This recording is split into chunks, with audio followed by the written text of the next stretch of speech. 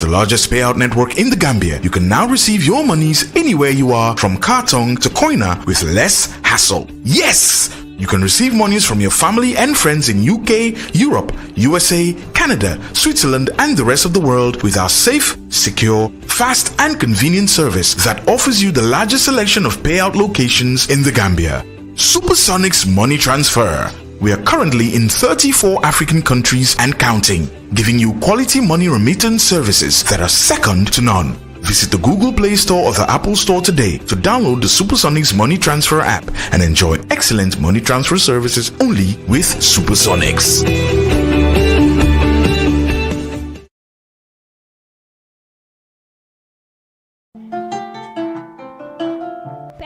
Physiotherapy and Rehabilitation Clinic is the first of its kind in the Gambia. We have inpatient service and outpatient services. Penmore admits patients and they have intensive rehabilitations. That means treatment 3 times a day for 5 days, from Mondays to Friday, and on Fridays they go to their families to spend time with them to have family. Outpatients come on regular appointments, probably 2 or 3 times in a week for treatment. We treat patients with arthritis, with back pain, stroke patients, fractures or after fracture operation, paralysis of all types, and we do treat both young and old patients. Penmore Physiotherapy gives quality physiotherapy treatments to Gambians because we are qualified physios from different parts of the world.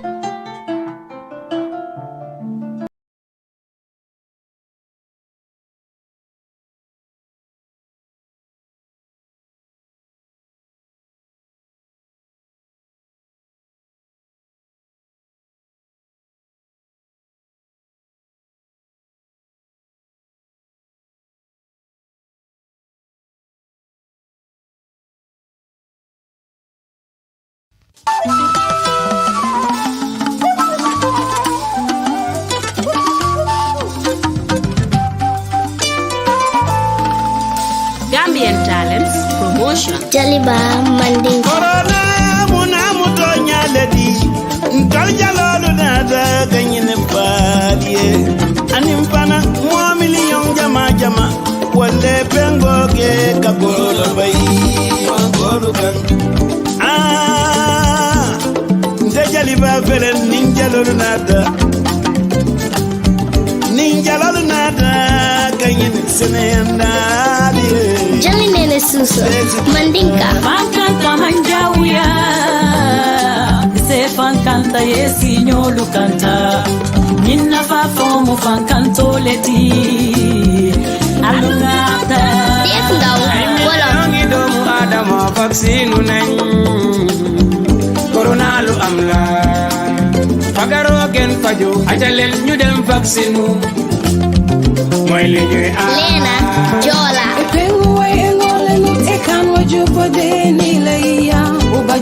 COVID-19 epengo engole esonteni bare petanga Sora Jali Mandinka Rich Jankaroni maniza Alina katana vaccine onyinta. Soyons sérieux avec ces vaccins. Si on se donne la main, facile d'en gagner courant. Mandinka Alingata me vaccine me batuka Allah alingata wale bentangala na alingata me vaccine me batuka Allah alingata wale bentangala Tata Dinding Mandinka Pengota nyine ngangari pengota wala yandandi kama koi kan Boba Demo Fula imi ime getto yemo leki kingari jana nagor kuma debo ime joni undandai Jakos Manjago Konora ninja legi yang kabu kobula Utopu yaka jeji bingua Yaka purpu kabuburu Alu Badara Wolof Kuni anga warugal jili jarul toog di xaar vaccine am na jógal jëli ko waaw aaral suñu réew Sambu susu mandinka Ani vaccinota ni mo be matantul mankana ali nganji jambe ata wule ben takana Pambu wolof vaccination bi ñëw na ci suñu réew ñum jëli ko war nañoo ku ko jëlul doo am visa ngir dugg ci benn réew ndax dañoo bañ corona tasaaro wolof Kaay leen ñu jëli ko vaccine bi ñu doon xaar kaay leen ñu jëli ko mooy li ñuy aar kaay leen ñu jëli ko vaccine bi ñu doon xaar kaay leen ñu jëli ko mooy li ñuy aar papa wolof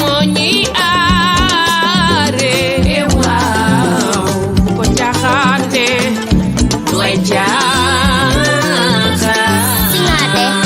sarahule Usuna buto Kobe pengo haga kinye Usuna pengo ona pengo Ye jangaro la way seren karnide barhama wolof vaccine bi du gagné te vaccine bi du lor kenn am na ñu ne dafay wàññi nit ñi waaye du dëgg de garab bi du lor ami soose wolof askan wi génn leen ñu pengu jee fagarlu moo gan fajoo yaay mooy li ñuy aar ci pengu waja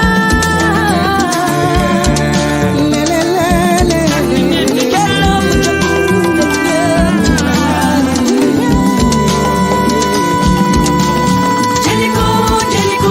yangi ngata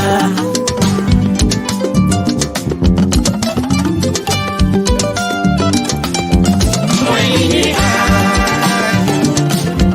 mooy li ñuy aar mooy li ñuy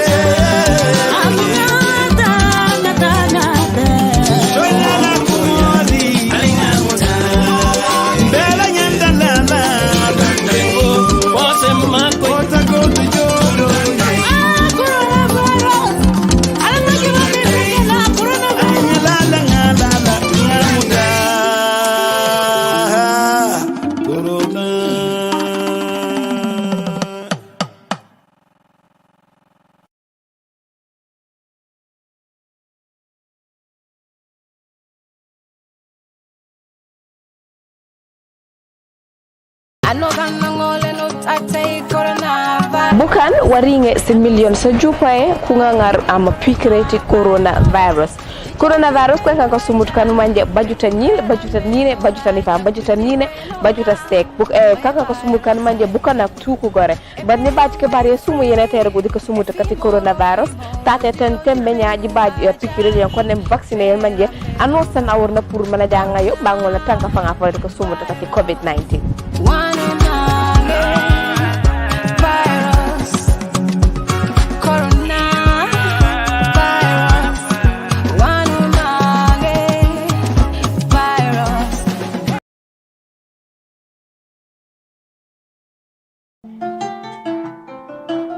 Penmore Physiotherapy and Rehabilitation Clinic is the first of its kind in the Gambia. We have inpatient and outpatient services. Penmore admits patients and they have intensive rehabilitations. That means treatment 3 times a day for 5 days, from Mondays to Friday, and on Fridays they go to their families to spend time with them to have family. Outpatients come on regular appointments, probably 2 or 3 times in a week for treatment. treatment. We treat patients with arthritis, with back pain, stroke patients, fractures or after fracture operation, paralysis of all types, and we do treat both young and old patients. And more, physiotherapy gives quality physiotherapy treatments to Gambians because we are qualified physios from different parts of the world.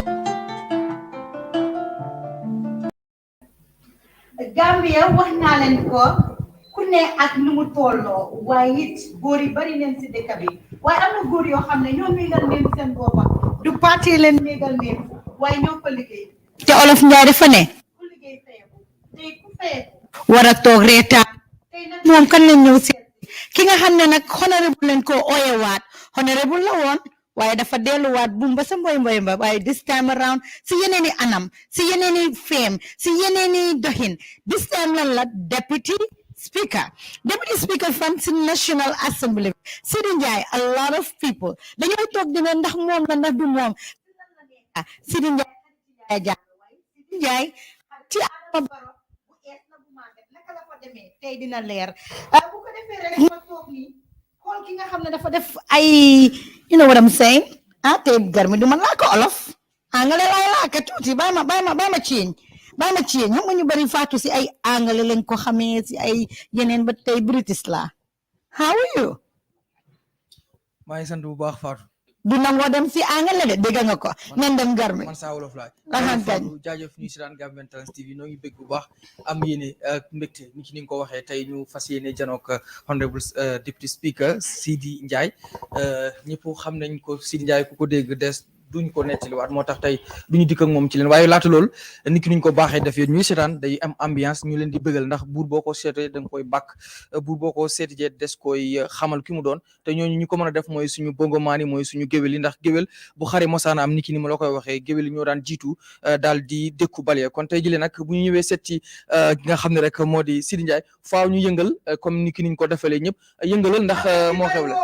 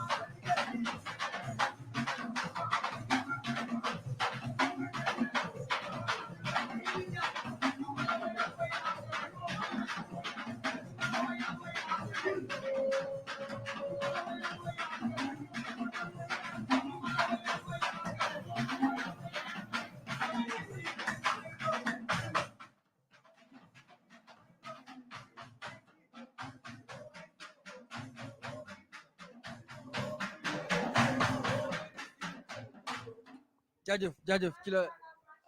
ci la bokk ndax tey boo leen amul woon xol yi du neex boo leen amul woon ndax Gambie nit ñi dañoo stress kenn teguñu ko lu dul politiciens yi dafay baax léeg-léeg nag ñuy ànd ak ñu mel ni yéen ngeen ñuy bégal Seedy déwénati fekkeel déwén baal nu àq baal nanu la di la bàyyi nga baalwante àq ak ñu lay seetaan su ko defee rek ñu dugg ci waxtaan bi ni ki time amul ngir rek ñu mën a noppi ñuy seetaan mën a tamit bëgg ci interview bu ñu am ak yow. jërëjëf dine ndewenati waa Gambia waaye mu di nekk rek di la ne Eid Mubarak waa Gambia Talent TV di leen ne ndewenati yàlla nañu fekkee déwén fekkee ko at yu bare bare di jaajëfal ki nga xam ne mooy njiit réew mi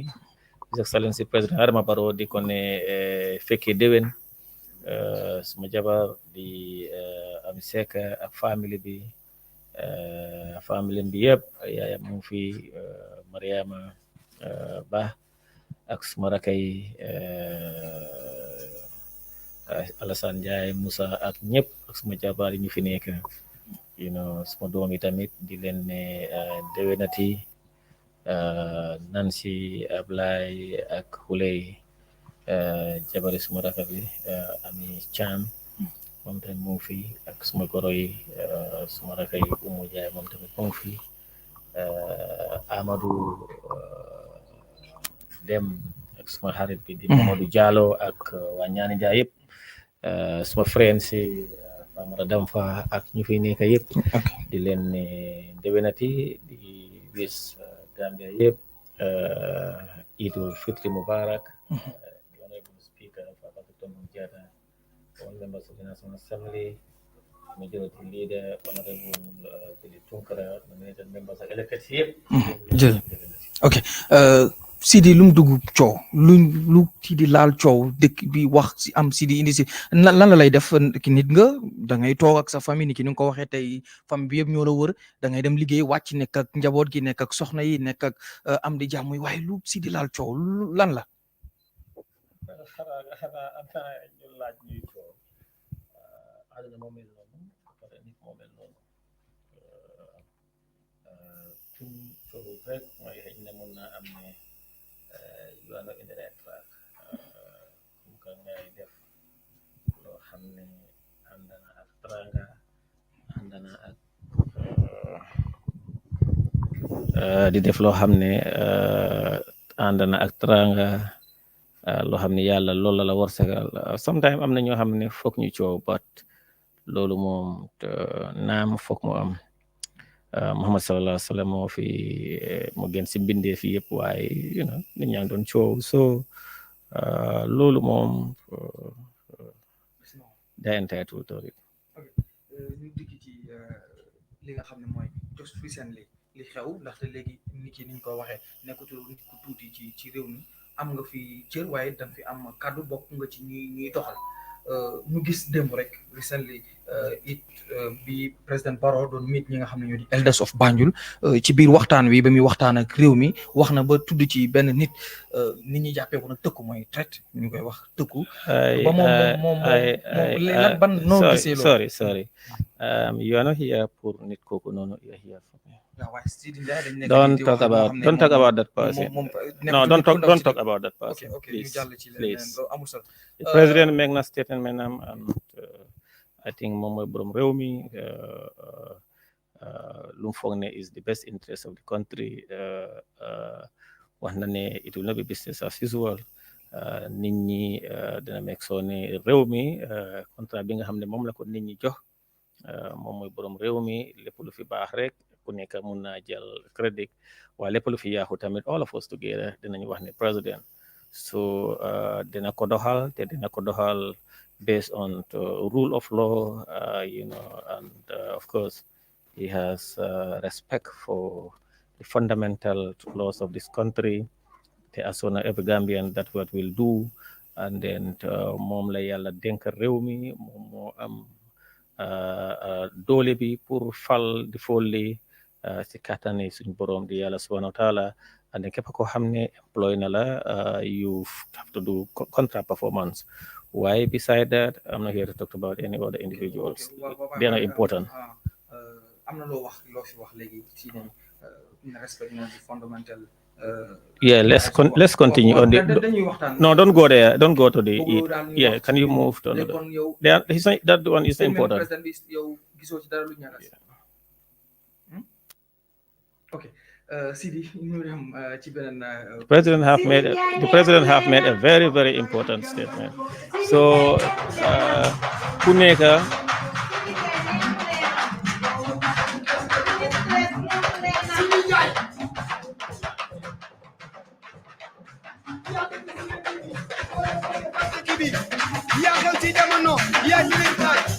Seedy Njie doomi gal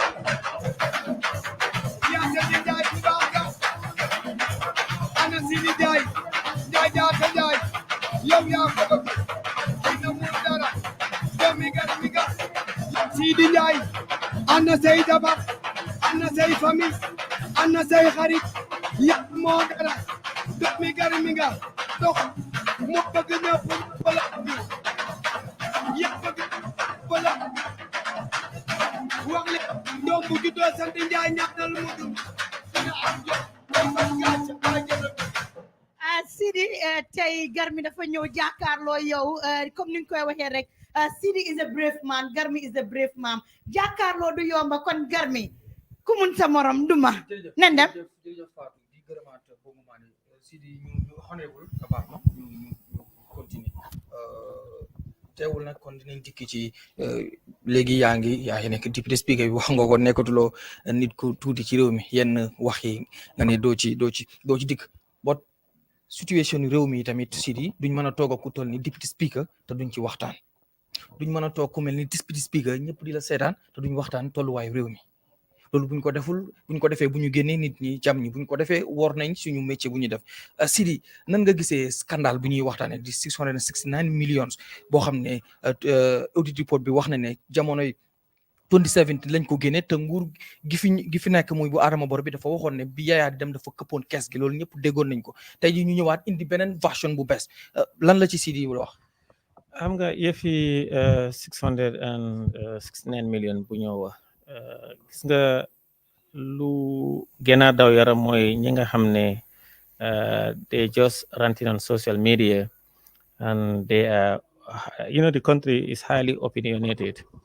ñooñu dañu foog ne ñoom ñooy the policemen of the state ñoom ñooy police nit ñi while they are very ignorant soo xoolee you have to read management letter of the Auditor General's report nga xool Auditor General report bi and also ñi nga xam ne as a journalist am na ñoo xam ne ñoom ngeen war a laaj ñooñu because when talks about audit report you should have gone to the Auditor General or you go to the Treasury Department and find out why that account boo xam ne wax nañ leen it was opened in 2012 when you audited account in 2017 Lulu does not in any way mean those accounts were expenditures you have that year being a auditing. And ñu ngi la wax ne those accounts what they were meant for from 2012 to 2017. And in fact, account boobu noonu dañ ko close in 2017. When you look at the report, ñu ngi la wax ne it's about I'm not sure, I don't have the figures of it. Loolu lañ withdraw in 2017, but it has been closed. xam naa ne lu leer ak tamit lu or mooy ne président Adama Barrow under nguuram dañ am fiscal discipline and dañ am because waxoon na tamit ne there are a lot of accounts yoo xam ne government ñoo ko open and then as a president he have instructed all those accounts to be closed and to centralize all the accounts. Now when those figures came out xam naa ne after loolu whether deliberately or not deliberate yow sa boppa read nga ne accounts yooyu noonu that account was opened in 2012 and then it got closed immediately a few months or year after coming into power of President Adama Barrow. So si buggee am lu gën a leer in detail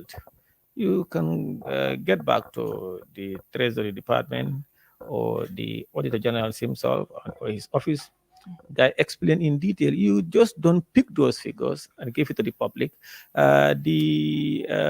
Seeing Ngurgi as Dan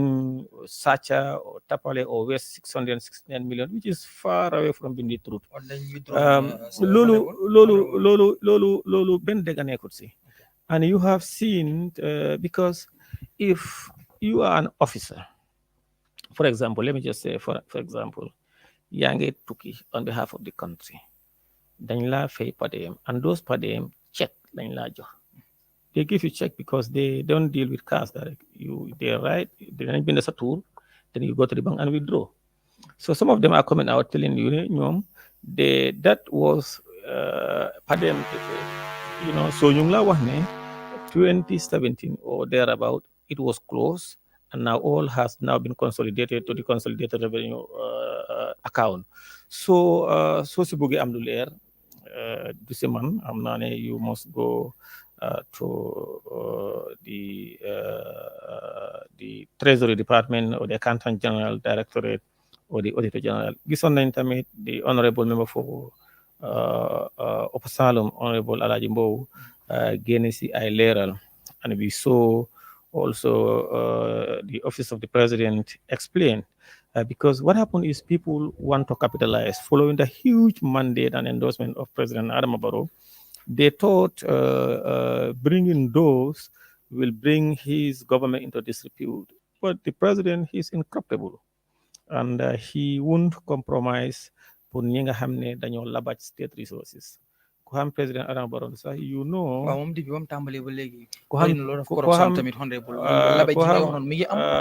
honorable parce que 669 sorry, million can you scandal. substantiate it? waaw dama ba xam nga su ma la bàyyee nga. Wait, that is not scandal. Okay. It's not scandal. It's not, you know, loolu du yëfi tapa. You see, government of the Gambia under President Adama Barrow, he respects people's fundamental rights, right to liberty. Government of Adama Barrow mi xoxotal Madi démb moom moo respect liberty of. Wait, don't talk about Madi here. It's not important, please. No, of course he's important. Wait. If you want to talk about Madi, we end the interview. No, we are not talking about Madi. Wait. Please. You respect. You have to have decorum. Okay, or you end the interview. Don't bring about Madi here. That's not important. No, respect bi Barrow respect human. That is not Madi. I'm talking about. Wait. He's a citizen. Listen. For somebody, talk to him. Okay. You have to. Okay, go on, sir. I told you I'm not going to talk about it, and you want to bring it. Go on, honorable. Go on. All right. You came here before we start, and I told you what you're going to do. I'm a journalist. No, you are. You see, you are a journalist. Okay. You have the right. I have a right. Okay. We're all Gambians. Wait. Listen. You don't come here to bring individuals. Okay. Listen, allow me to make my statement. Okay. Listen, 669. you see, the government under President Adama Barrow, he has people's fundamental rights under Chapter 4. I've been here since the creation of the country. People are at liberty. Whether you are a journalist or you are a farmer or you are a hawker, we all equal before the law. And it's our responsibilities. The right you have is the same right the person that you are referring to have. If you have issues, you are free to go to people concerned who can shed light on those issues. The 669, you cannot go into people who are not experts on those areas, or they are not working under those land ministries. As a journalist, you said you are a journalist. So, as a lawmaker, if you want more detail, you can go to the Directorate of Treasury, or the Auditor General himself, or the Ministry of Finance. They have told you what do you know about it is what I know about it. To read from the Auditor General's report. But when you read the Auditor General report and the management letter, you will see this account was in 2012. And in fact, 2017, where that 3.5 or 35 million only was withdrawn, not the 669 million. All that is from 2012 up to date. Those are withdrawals made. But when you look at the withdrawal made under this current government, it was, I'm not sure whether I transposed the figures or not, either 3.5 or 55 million. That's how they 35 million over a period. And then you look at it, even people who withdrew some of the money, they are coming forward, most of them are telling you it was as a result of trouble they made for and on behalf of the government of the Gambia, and they were paid per diem. And when you are paid per diem, is you are given a check. Okay, honorable Balma. So now the issue of the 669 million, I am not very privy to the comment of the Auditor General, and also as to those who made withdrawal from the accounts, and for what reason from 2012 to 2017. I am not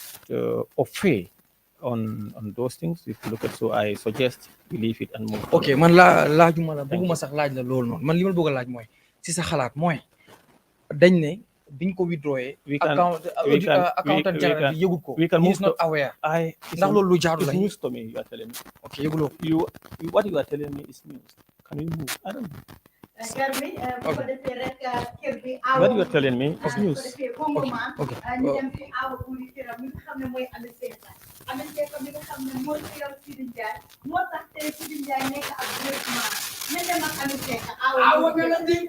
Sula awo dige, lo yo dige, awo dige.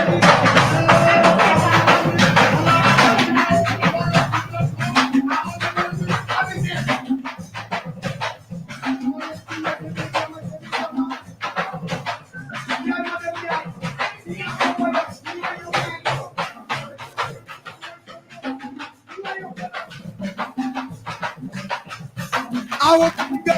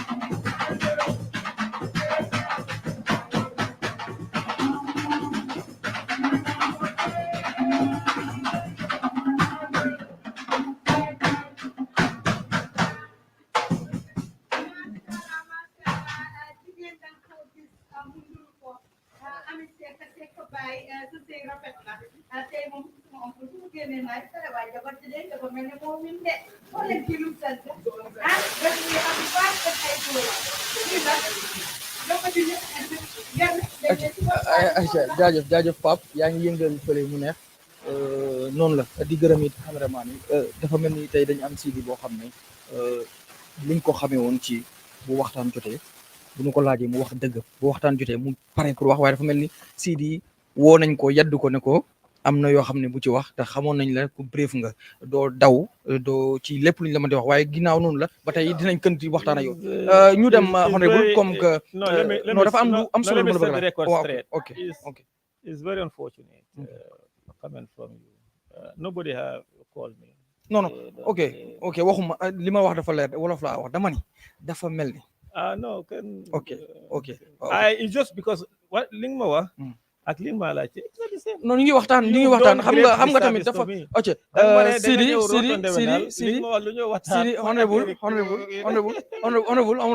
honorable dama honorable nañ waxtaan def ma ambush waaye man du ma nangu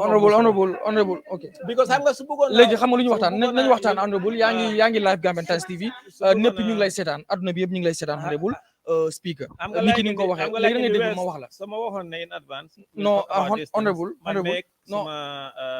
homework on that regard because that's not my area. Okay, I'm not insisting dama lay laaj amul benn question boo xam ne su ma la ko laajee dinaa insist you want to talk about it ñu dem bëgguloo cee wax ñu bàyyi ko demaat ci dem parce que am na lu bari lu ñu war a waxtaan ak yow waaye xamal ne it nekkatuloo Sidy Njie bi nga nekkoon Sidy Njie askan wi nga du dëgg Sidy bañ la faleeg léegi coow li bari na bëgguñu dellusiwaat ci loolu ndax wax nga ci waxaat ci li ñu bëgg a ñëw mooy dafa am lu bees lu toftalu ci sa pal gi mooy biñ doon def li nga xam ne mooy committee sélection yi dañ la def li nga chairperson ci wàllu kaaraange gi foofu ci kii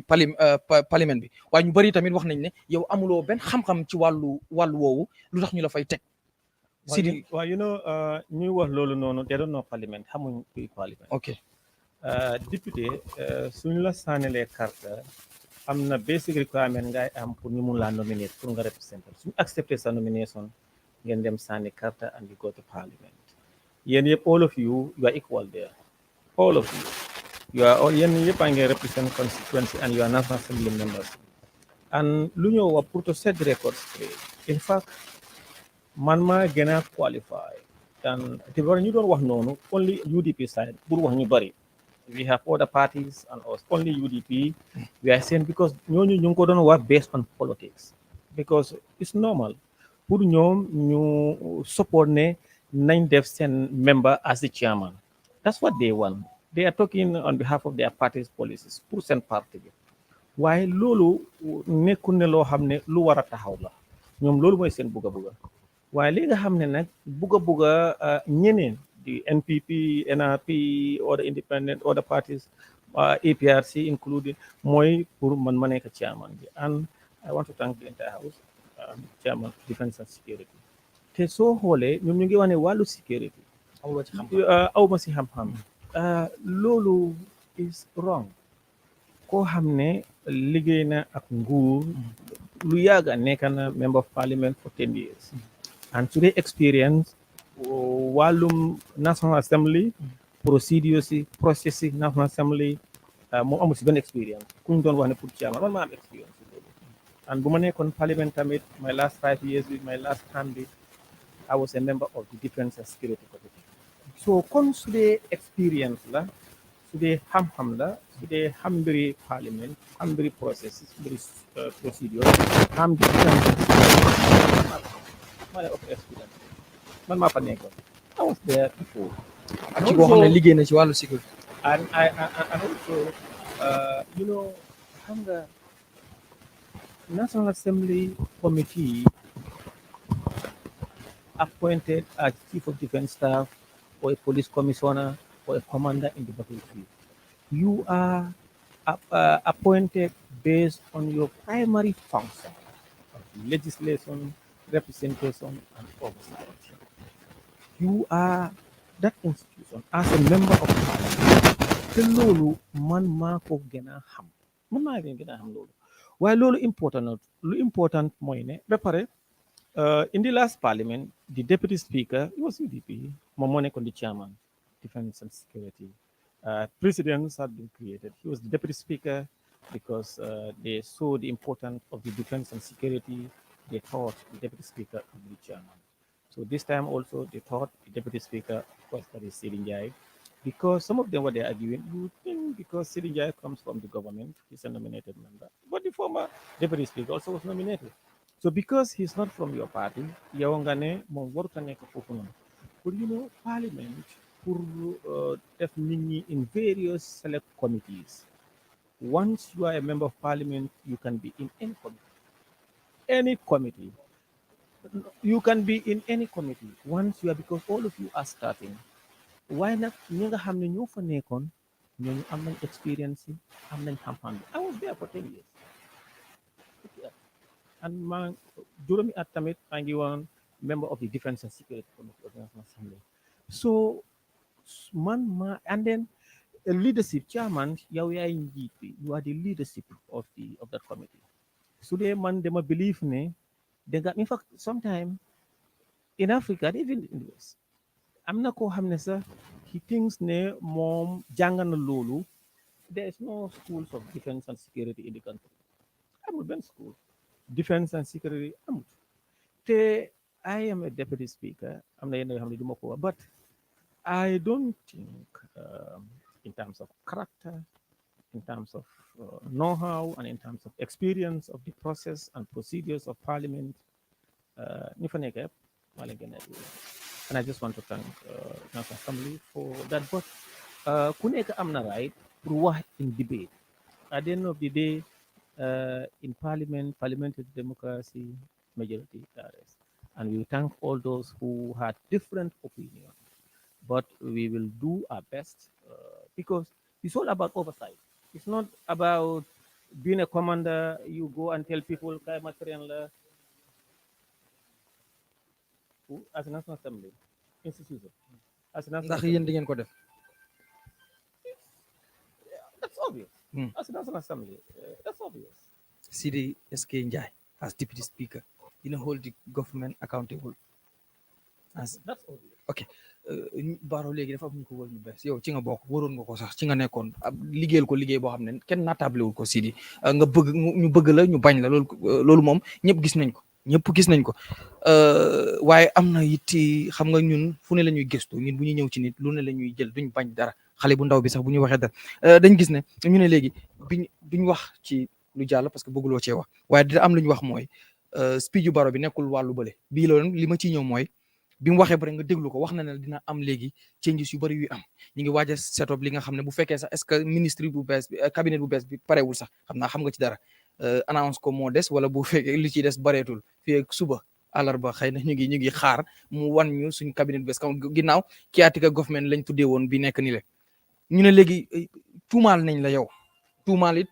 suñ speaker bu bees bi Fabakary Tombong Jatta ne léegi bokk nañ ci ñi gën a jege Barrow te Barrow bi mu déggee tong bi mu waxee démb dafa nekk ku mel ni kuy indi li nga xam mooy dictatorship lan ngay tontu si loolu te tuumaal nañ leen ci yéen ñu ko jege. ñooñu xam nga président Barrow moom foog ñu gërëm ko because ñooñu gërëm ci lan seen ron néegi lal yi seen ron lal yi di wax yooyu they are enjoying democracy boobu the president whatever it takes dana make sure mu maintain loolu mu sustain ko and mu strengthen ko and building democracy democracy na dafa messy and it comes with a lot of those rights that enjoy and they'll continue to enjoy I was not even there unfortunately for I don't know who told you if the same I wasn't there sir. But moom yow déglu nga statement am bi from A to Z and very strong statement. Of course the statement came from the leader and wax nañu ne it won't be business as usual because dafa bugg a liggéey réew mi xam nañ ne dafa bugg a pour legacy bi especially in the area of infrastructure he want to be remembered for building this country kon su dee loolu la he need a team boo xam ne they are committed to the cause they are committed to cause bi nga xam ne moom la ko Gambian su wax but pour ne ñun ñu ko wër ñun we are never dictators we are never dictators and those ñu xam nañ ne you may agree or disagree because people might be very unfair if somebody said my government appointment we have over 2 million Gambians dañ la jox opportunity and is based on contract your contract is based on contract performance li nga xam ne loolu la man nit ñi jox as a president pour liggéey ko ona la tànn la pour nga accompany me to that journey of fulfillment of the people aspirations mooy jox leen infrastructural development education agriculture and all spheres su ma la joxee loolu highlight na lu bari wax na ne moom he goes to work 7:45 and xam naa ne he fell short of telling people kañ lay close from work he goes to work 7:45 and he closes work from so julee 5 o'clock every day so mu ne there must be disciplined people nit ñi foog ñu jël seen work seriously wax na ne am na offices sometimes all of us they talked about it da nga follow a file 1 month 2 months loo xam ne maybe 24 hours wax nañu ne moom file office am 24 hours but dana jox nit ñi up to 48 hours loolu kon moom waxam bi yëpp démba mooy ne dafa bugg a delivery dafa bugg a productivity loolu la bugg a dafa bugg a discipline in the civil service understand nga so if people are saying when I am in the National Assembly moom xëy na li ma yaa ngi léegi tey moom gis naa ne si dafa xaw a so it's very unfair to say ne but they can enjoy that opinion they are right but it's wrong to say ne Seedy Njie moo ko wër and then it's wrong for anybody to insinuate ne President Adama Barrow is a dictator. Everybody knows that. Even you're holding your mind when you are saying it. You are saying this because you knew he is not a dictator. Xam nga ne he's very tolerant. waaye kàddu yu mu wax Seedy moo soo gisee ngay toog fii di ko repeat di waxaat di lifin di wax ne even the accused government of corruption xam nga ne his democracy is tolerant. Loolu you cannot deny that. So let's nurture that. Let's not do loo xam ne dafa is only confusion in the public loo xam ne sa amut ok amuñ time bu bari ndax ñu ngi may sama technicien ñi ngi may wax ci ginnaaw waxtu bi mi ngi xoj waaye du ñu dem te duñu la laaj lile mooy xam nga yow it nag Sidi sa tur moo ñëw ci lu bari ci lu ko jaaxal kay li ma wax li ma laajte loo wax waaw xam nga si tey da nga ma def loo xam ne xam naa da nga ma def loo xam ne nii def naa ne dégg nga ñëw nga ne ma lii ak lii lañ laa laaj benn journaliste sax du nangu ñu def loo ko loolu waaye ñu bàyyi loolu su ko defee Sidi honorable what you told me honorable Fabakary Tombong biñ ko appointé yes dégguñ kenn nga wax na ne ci interview bu mu doon dafa kenn si suñu naataango yi mën naa sax tudd turam Omar Wali def ne moom wax ba fa mu tegoon tànkam ci ki nga xam ne mooy président Jammeh ngir mu ñëwaat moom ma nga ca loolu jur nag wax ju bari ba ñu bari naan gis nga li ñu doon wax Barrow bi mu appointé Fabakary Tombong Jatta c'est mistake am na ñu wax ne in short la to ji Gambien ñu ku nekk ak ni nga ko waxee léegi moom mu teg ci ne moom pare na pour indi nga xam ne mooy président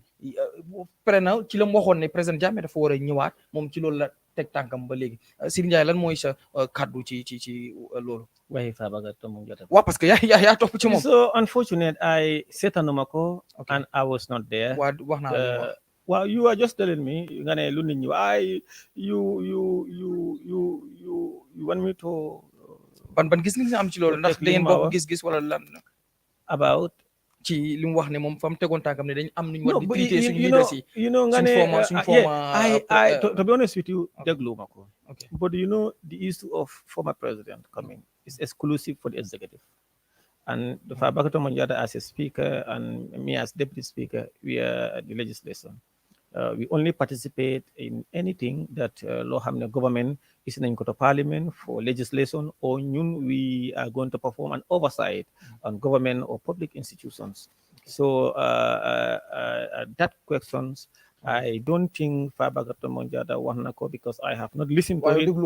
And yeah, unless you can make your own opinion on that. I can only give opinion law hamne deglu nako. Thank you very much. ñu bari bëgg nañ constitution bu bees boo xam ne duñu am term limit constitution bu bees parce que président Barrow His Excellency digoon nañu ko waaye gis nañ ne suñu draft constitution bi ak xaalis bu bari biñ ci def yëpp léegi mu ngi ci mbalit mi amatul benn njëriñ te ñun bëgg nañ am wala Gambien si ñun ñëpp bëgg nañ am constitution bu bees boo xam ne dañu am term limit duñu am président boo xam ne day toog ba heure bu ko neex day am term limit boo xam ne bu toogee li mu war a toog constitutional right am mu wàcc ñu amaat keneen ndax yow as a deputy speaker pare nga bu bill bu mel noonu ñëwee wala yow sax nga support ne draft constitution bi nañ ko indi ndax draft constitution am nañ fa li nga xam ne mooy dat term limit ndax yow pare nga pour advocate loolu ngir draft constitution boobu ñëw su ko defee xëy na président Adama Barrow bi mooy nekk last termam ngir mu abal nu keneen tamit ñëw bu keneen ñëw daf ñaar moom it abal nu ngir ñu am démocratie bu sax. You know nit ñi dañ dee bëgg di hoodwink the people. The issue of draft constitution is before the executive, is the prerogative of the executive. Whether they can reintroduced or they will try to bring another one, or for us as members of parliament, in our work of representations, oversights, and enactment of law, we are at the National Assembly. They have anything law happening. The executive want to present it to us, then we will look at it. We look at the greater interest of the Gambian people, and we worked in attaining that. So anything, including the draft constitution, law hamne before Parliament, we will look at it. We look at the executive proposals, and also no. You know, as a National Assembly member, so you can bring a private member's bill. Okay. You bring, but the draft constitution, you know, it was brought to Parliament and it went back. So it's before the executive. Executives, or if they want to reintroduce it, introduce to the Parliament. So when they reintroduce it, whether as it is or there is any amendment or whatever, then we will also then call linga hamne lolu moy mengo with the things that we believe, to the best of our belief, more the interest of Rewmi, whether draft constitution be or any other bill, we will look at it and then we will do our work as Parliament. But let me hasten to say that President Adama Barrow, ñëpp xam nañ ne, even you know, his commitment, of course, you know, his commitment to term limit, his commitment of bringing a new constitution to the country, dafa bëgg loolu nekk his legacy. Looloo taxoon they did all the work pour gis ne draft constitution bi am na. But in the honorable baxal ma de bëgguma la dog waaye ba mu waxee lii daf may jaaxal tamit ñu gis ne draft constitution bi ñu jiiñ leen ci yéen ne da ngeen jël ay brown envelope jox ko yenn député yi pour ñu gis ne rek loolu noonu jàllul lu bari wax nañ ko tuumaal nañ ko ci nguur ko Adama Barrow. No, loolu is wrong. Loolu correct, it's not true. Adama Barrow amutoon benn member of parliament at the time. And then draft constitution bi yow ak man ak ñuy seetaan xam nañ ne there was a zero draft. People from all walks of life dañ leen invite on pour ñu joxe seen opinion, and others sent in a paper position. And then when the draft constitution came in, most of those organizations or institutions realized what their position paper and lu nekk si draft bi wasn't lifinu daal. It's like lu society wax ne wol fota ñoo kooma. And also there was final consultation again to people to look at it. And then people came up with further position paper. And you realize it was just as it was, it's a draft. So, you know, not only us, even the Christian Council, of course, you know, they were complaining. There are so many people. Me, I had no opportunity to give any position paper. But we saw institutions come in to say their position on various things. And then the young affair term limit. Nobody dispute term limit. President Barrow do not dispute term limit. But constitution belief in term limit. No, we are not talking about the constitution. The draft guy. Waaw loolu laa la wax dama ne lay comme commitment président bi fekk amuñ constitution bu yees bu mën a indi term limit amaguñ term limit. He's committed to giving the Gambia a constitution boo xam ne will stand the test of time. You know, when you are so defar law, especially tamit constitution, bul defar law based on Seedy Njie okay. Loi yaa ngi xalaat posterity. So façon ngi gis-gisin boobu la président Adama Barrow bëgg nit ñi gis. Waaye du loo boo xam ne you want to reach on people, you want to do loo xam ne it may be in contravention to our culture, traditions as a people and as a nation. Why he want a constitution boo xam ne at least ñëpp dañ ci gis seen bopp. Thank you. Ok jërëjëf mbokk yi seetaan Gambian Talents TV ñu ngi ak Seedy Njie comme niñ koy defee pelo la sama diggante ak Fatou Samb xam ngeen ko moom sàmm boobule dama bu foofu baaxee rek Fatou yow it ñu daal di rek continuer mbir mi. waaw gan mi waxtaan bi neex na wax naa ko saa su ne Seedy Njie nga bëgg ko nga bañ ko Seedy Njie rek la mun a doon noo ko mun a yëngalee rek mu dem ak yow si noonu Gambian Talents TV comme wax naa leen ko yéen a ngi seetaan Road to Ndewenal leen wax dañ ñëw ut si Salibo waaye it am na ñoo xam ne ku nekk xam na ne den busy and then place bi ñoo occupy nekkul place boo xam ne Fatou dafaa dem rek duga mbete it Aida dafaa dem rek duga mbete Garmi dafaa dem au Shérif foog rek bés yu mel nii ñu dem rek yoot nanka rek defaale si yooyu noonu du yaaxa dara waaye seen waxtaan neex na li ngeen clear rafet na lool bu boobaa nag Gambia xool jeeg ba si biir kiram mu def lu rafet sama mbubu julli laa ko laaj ana sama mbubu dina ñëw san sa rafet na tuddee naa la ko yaa santal suma nijaay waaw léegi dama bëgg a xam leena describal ma Seedy Njie mooy sa jëkkër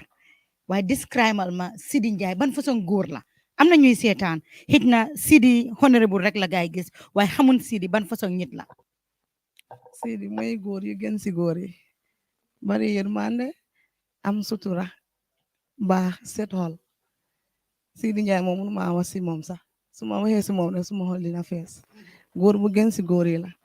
bu góor yi yëpp meloon ni Seedy dëkk bi dem kanam set na xol baax na waaw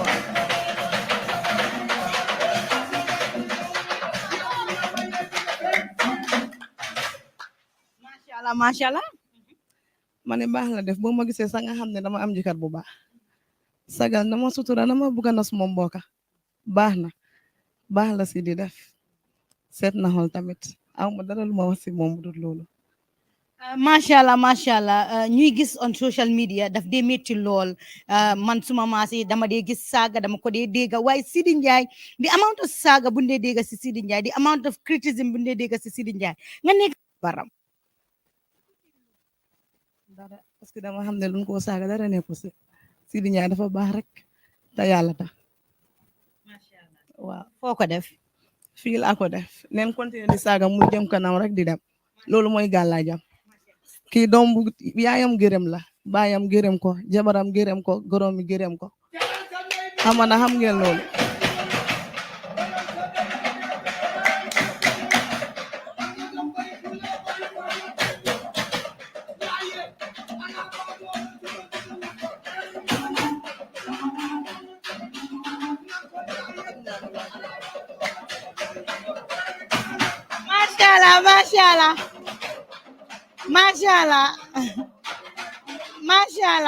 macha allah ma bëggoon a xam rek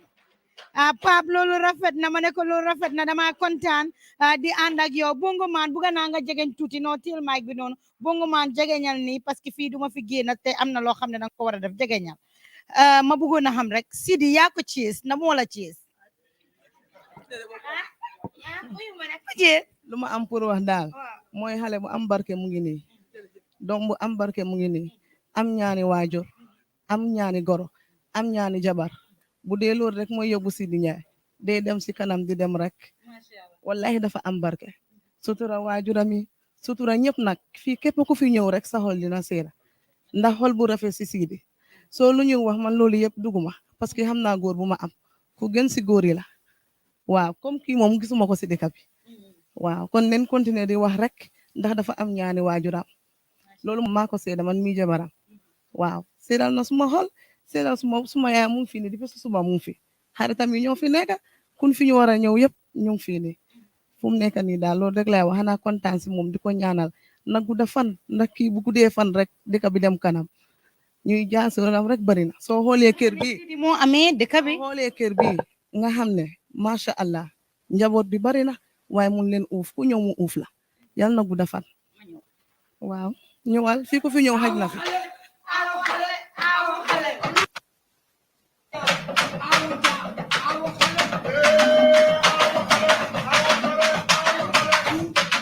Ami Seka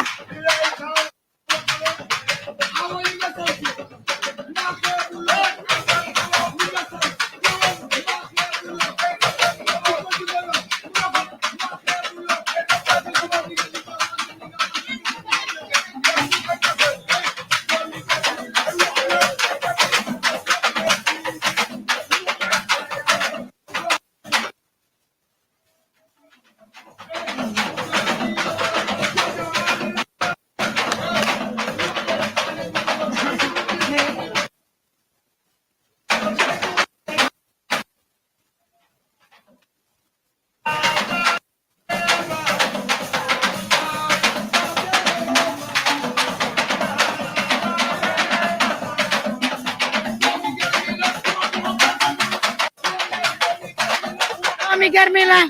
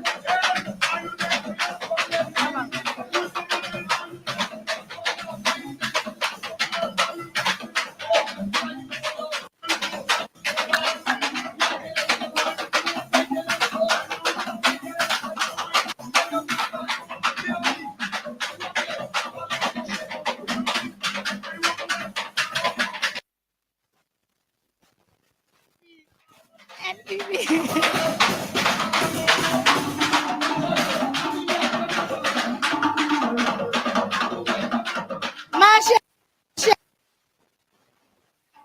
Njaay jërëjëf.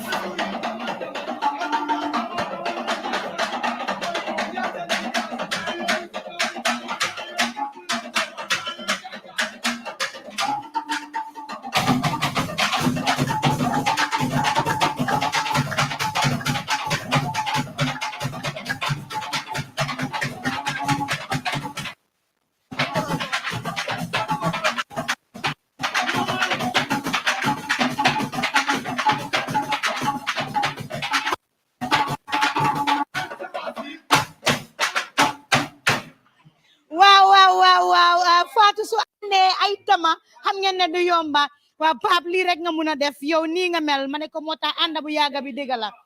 su ko defee rek suñu nijaay di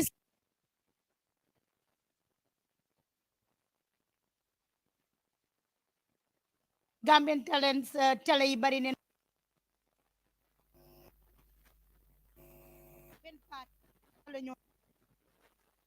ku nok sa doon ak nanguwuloo loolu sa problème la Sidi Njie dañ ñëw kiram mu ne ñu ñëwal kon nag suñ ñëwee nag war koo wax jërëjëf Sidi Njie di la wax jërëjëf nii la Gambia war a mel nen bàyyi nag di xool journaliste di ne fii laay dem duma dem fii noo duma indi kii duma indi kele koo fi indi wu dafa toog waaye kun indi tamit ñu war koo jaajëfal Sidi jàmbaan nga ana suma salibo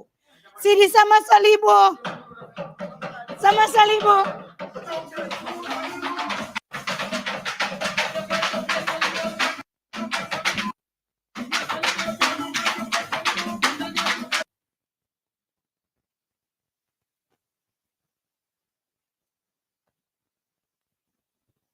after program bi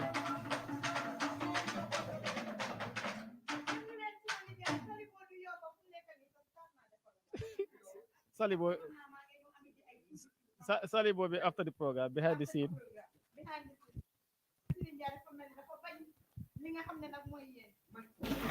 mu ngi nii toog Ami Seka ngi nii ma ne ko Ami Seka ngi nii toog waaye yaayam a ngi nii toog suñ ñëwee si kër bi foog rek ñu wax ak moom Sidi sa goro la loo ñu mun a wax si Sidi in 1 minute. gannaaw bu ñu sante yàlla julli si yonent ba di sant suñu ñaari waajur di wane ne man maa am goro yu gën si goro yi parce que Sidi macha allah si kaw si kanam man dama ko buga bene may suma taaw buga bu ma ko buga moo tax ma may ko jabar waaw maa ko buga kon yow daal lu ma doon wax nag kan moo ci yow yaa may jabar ngir buga bu ma ko buga Sidi am na yar am na teegi am na respect buga na doom aadama suma doomi ndey na le toog saa yu nekk loolu dañ ko dee wax si gannaawam Sidi rek doon suma goro parce que suma taaw bi tam mu ngi sëy waaye macha allah si kaw si kanam ba pare Sidi xale bu am barke la parce que bu mu doon dem Équatorial Guinée maa ngi toog suma néeg di jooy suma néeg la jógee ko papaam ñëw fekka ma fa mu ne ma Sidi bu soobee yàlla su fekkee maa ko jur nguur gu ñëw dafa ne moo gën si moom parce que dafa am ñaani waajur ma ne papa ma ne suma xel suma yaay mu ngi toog papa bi moom man maa ngi am na xar mu maa wax yenay waaye wax jooju leen dama gis na lu am la Sidi dafa respect doom adama ku mun a doon saa yoo ñëwee kiram mu ngi fees ñi ñëpp rakaam nañ ñëpp la uuf toppatoo soxlaam Sidi daal benn kanam bi rek la xam man dama ko dee kool sama ko yéen a wax dafay wax ak man ba maa rus sax dafa jox ku nekk kiram kon yal na ko yàlla lafal cat yàlla may ko wérgu yaram ak gudda fan yàlla may ko sutura àdduna ak àllaaxira saagay moom dañ saaga rek di dem waaye xale bu am ñaan ngay gis ni kon ci kaw ci kanam rek. macha allah kon nag Gambia mu ngi nii ñu ngi dem si ki nga xam ne mooy imam Fati si këram la ñoo dem wax naa leen ko ñun 24 hours la ñoo liggéey online di biir Gambia boo xam ne faa liggéey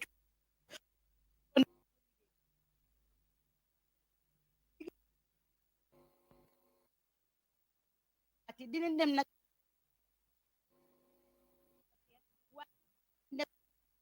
keneen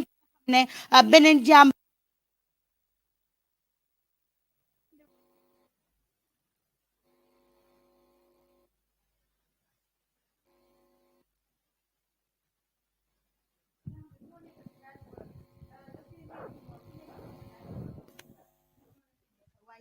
mag ju baax mag ju gën si magi di jatu si soxo banna ki nga xam ne nag moo nekk foofu sa Amérique ma toog sama office mi ne ma sama bi juli maa ko amee toog rek am GP bu ñëw suma diggi office teg ko fa tegal ma fa xaalis boo xam ne man antaluma ko ñu ne ma fayal sa ñaw ma toog suma makeup nag Ajis beauty parlor dox si waaye ñawkat yu gën si ñaw Gambia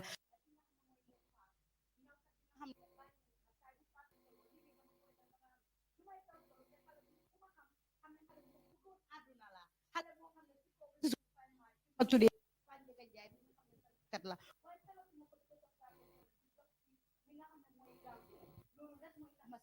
waaye am na ñoo xam ne den ma buggal seen boppa duñ si faate nag ki nga xam ne mooy Habib Couture ñawal suma team bi ñu bari si suma team bi Habib moo leen ñawal for free of charge laajte wuñu dara waaye bési bés bi kin ko ndeyale mooy ki nga xam ne mooy Adja Tukulóor si foofu si Amérique waaye ki nga xam ne moom lañ ko bàyyale mooy ki nga xam ne mooy Alaaji Demba Balde moom lañ ko bàyyale ki nga xam ne nag mooy Ams Glen de chéri Marie Glen foofu noonu si Sweden moom lañ ko brodal ki nga xam ne nag mooy Jenaba Musa Dabo moom leen sistal bés bi wax naa leen ko Road to Ndewenal is not all about money but it's all about celebrating people xool si lan la gaay nekka su ko defee rek ma bàyyi ma fàtte suma xarit bi suma doomi ndey bi moom tamit maa ngi ko gërëm moom tamit depuis suba mu ngi fii nii chéri ki nga xam ne moo nekk sun honorable muy ki nga xam ne mooy Seku Ba Jaaju waaw Seku Marong honorable Seku Marong di suñu xarit moom it jabaram a ngi nii loo ñu mun a wax si Seedy Njie suñu honorable maa leen a gërëm di leen santa si ñëw boo leen ñëw kontaan nañ si Sidi moom doomi Gambien la comme Gambien ni ñëpp nuñ mel te baax na yaru na sant nañ ko bu baax si liggéey bu moo def kontaan nañ si nag de ñun meruñ si benn yoon waaw jërëjëf su ko defee rek Sidi moom mu ne behind the scenes la moo joxe li nga xam ne mooy salibo bi waaye awa buuri kiram ana suma salibo non def ko comme moom mu joxe behind the scenes waaye yow mii dama bëgg a ñu gis ko Gambie xool leen non ñun duñu gis si caméra bàyyi ko noonu rek bye ñu ngeen ñibbi bye aja waa jóg leen ñu ngeen dem bye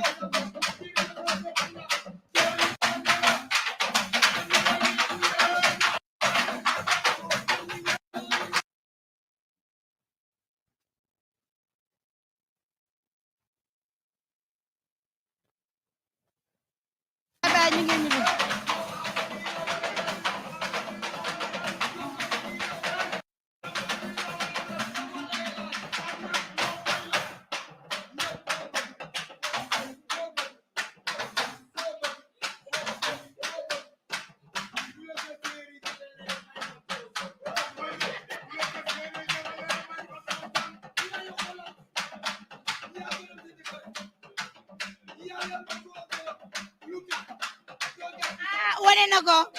wane na ko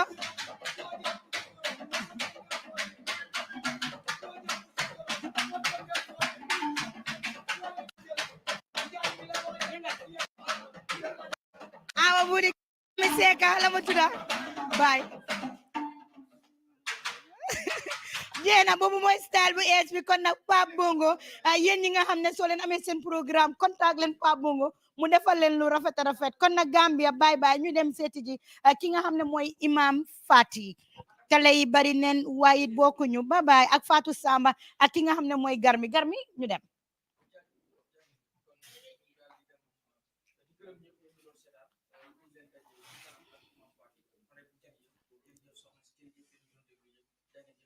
honorable jërëjëf bu baax a baax macha allah bye ñu ngi ne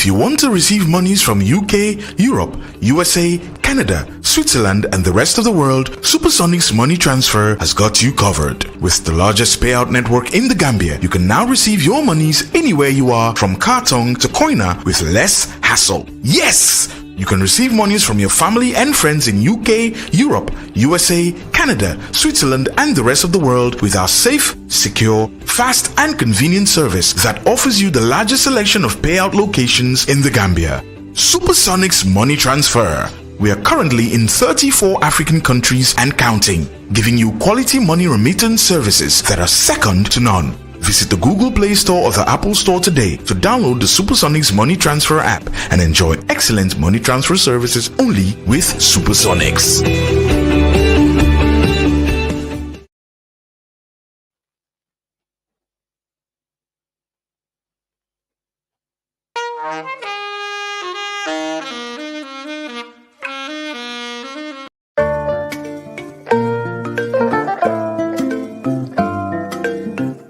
ma seeni noppa ma wax leen xibaar bu neex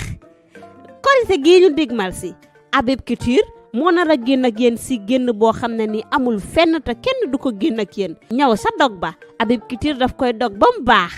Habib Couture moo fas yéene ñëw indil leen ñaw yoo xam ne dañ ko teg si yoon dama ne dem leen ngeen seeti Habib Couture mu ñawal leen seen ñawi korite waaye emut si ñawi korite rek Habib Couture yéen ñi nga xam ne nii yéen a ngi amee seen génte seen taka seen xew mbete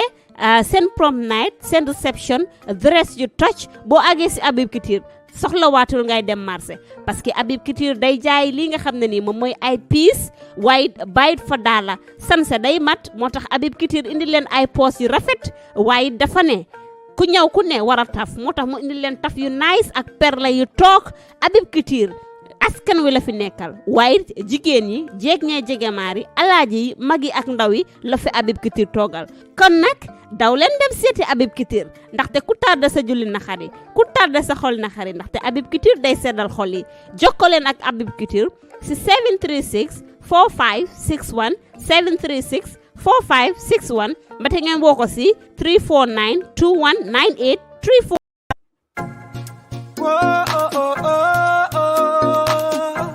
na fora muso